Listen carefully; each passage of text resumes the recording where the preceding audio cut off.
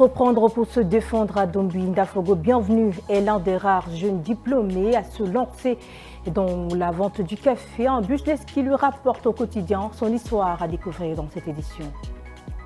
Les assises de la COP29 s'ouvrent ce 11 novembre à Bago en Azerbaïdjan, un grand rendez-vous des dirigeants du monde pour chercher des palliatifs de changement climatique dans le monde.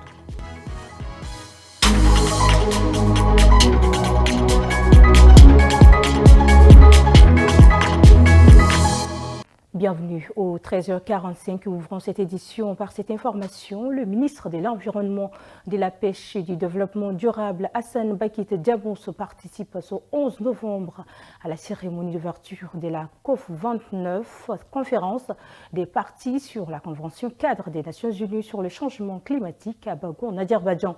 Cet événement, qui se déroule du 11 au 22 novembre, constitue une occasion essentielle pour les dirigeants mondiaux d'engager des financements adéquats afin de lutter efficacement contre le changement climatique à l'échelle internationale.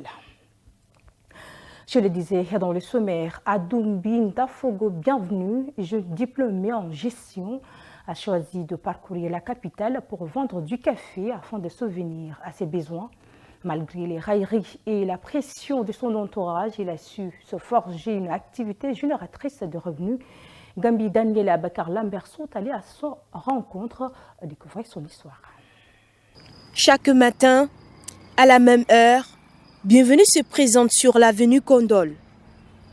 C'est ici qu'il officie en tant que vendeur de café ambulant. Ce n'est pas grand, on commence petit d'abord. Ses clients sont principalement des passants. Son café et son thé sont vendus à 100 francs CFA. Une initiative entrepreneuriale qui fait le bonheur de ses acheteurs. C'est ce que j'encourage le plus. J'étais un homme qui encourage ce pareil entrepreneuriat. C'est des œuvres très encourageantes. Au lieu d'attendre l'intégration, il faut commencer comme ça à grandir. Je n'ai pas trop de mots à dire sur ça, parce que moi aussi je suis un jeune et j'ai subi certaines turbulences comme les autres jeunes. Et c'est le message que je vais envoyer aux jeunes comme moi, c'est de ne pas prêter attention à la fonction publique. Il faut toujours être indépendant.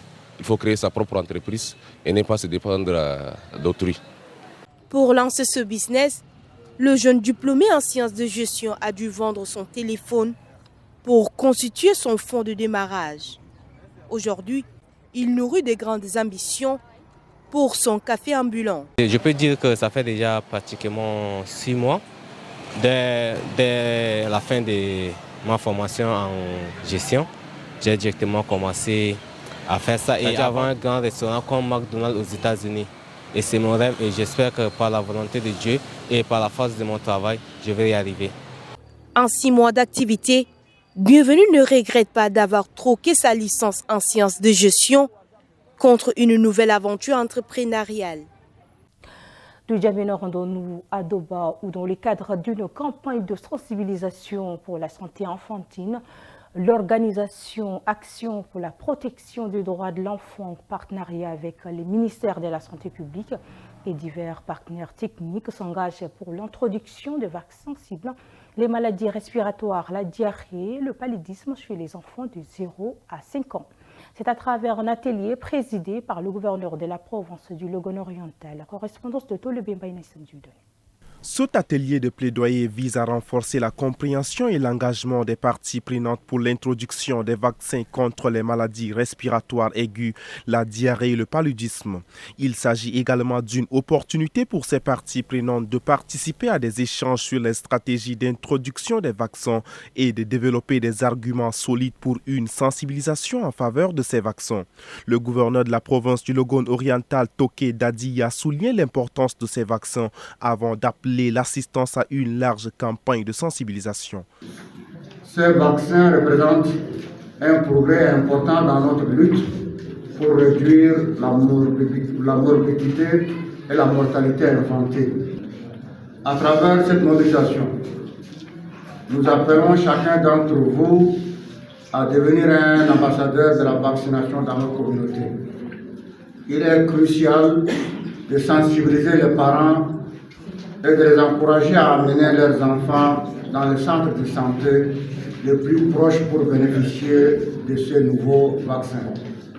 Dans sa présentation, le chargé de programme de santé de l'organisation Action pour la protection des droits de l'enfant, Fouda François, a expliqué en détail l'importance de ces vaccins pour la santé des enfants de 0 à 5 ans.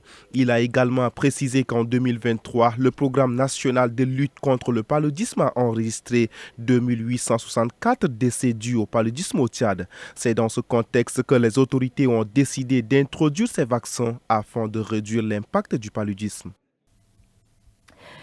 De Doba, rendons-nous à Sar où il y a 2 mois, un tragique incident sur le fleuve Chari a causé la mort d'une dizaine de personnes, provoquant de vives réactions parmi les habitants de la province du Mont-Chari et la diaspora.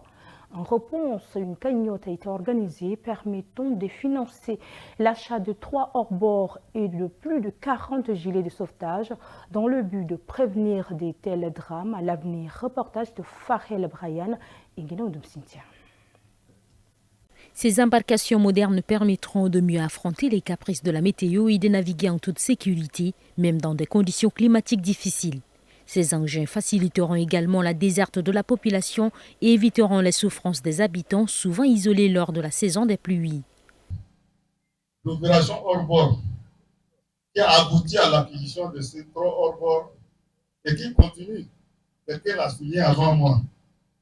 Et ça continue. On ne s'arrête pas seulement à ces 3 hors-bord, car les points de traversée planifiés à couvrir par les hors-bord restent encore nombreux.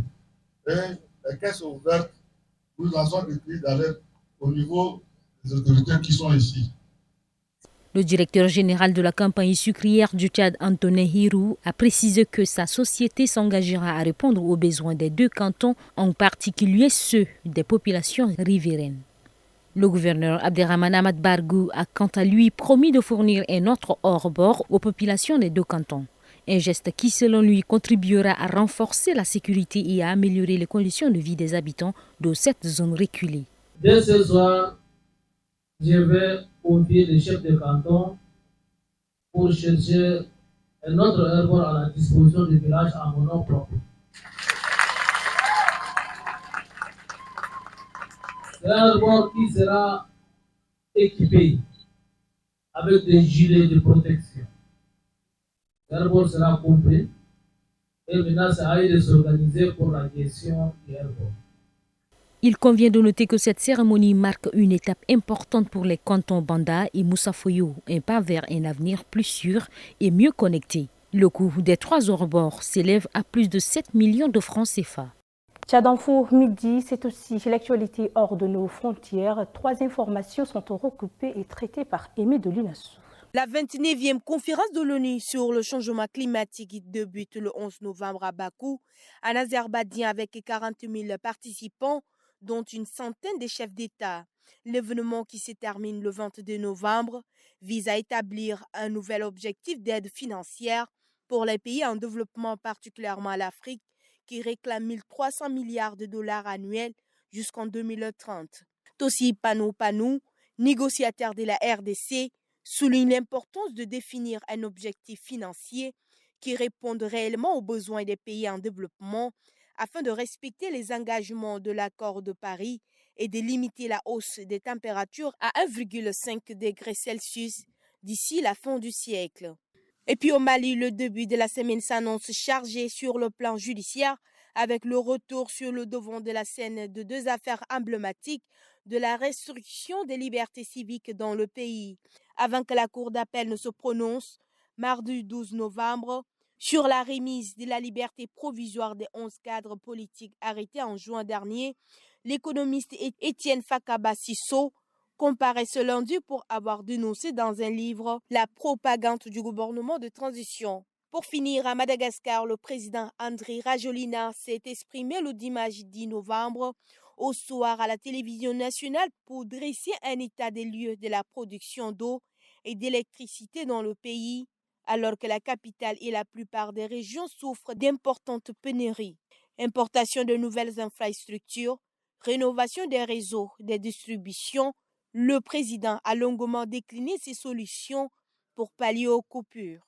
Ainsi prend fin cette édition. Mesdames, Messieurs, merci de l'avoir suivi. Le programme continue sur Tchad Info TV.